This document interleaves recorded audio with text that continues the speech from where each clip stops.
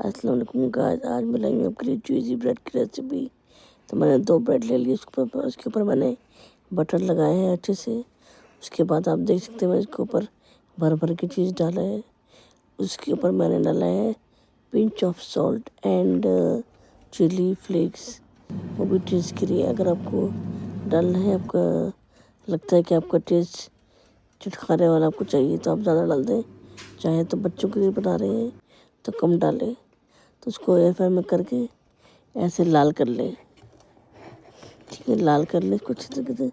जब लाल हो जाए तो निकाल ले और उसको चाय के साथ सर्व करें। मैंने एक तो अम्मी के लिए बनाया था और अपने लिए, एक अपने लिए बनाया था मैंने, उसके कुछ चाय के साथ सर्व किया था। उम्मीद है आपको एयर फ्राई की रेसिपी अच्छी लग रही होंगी।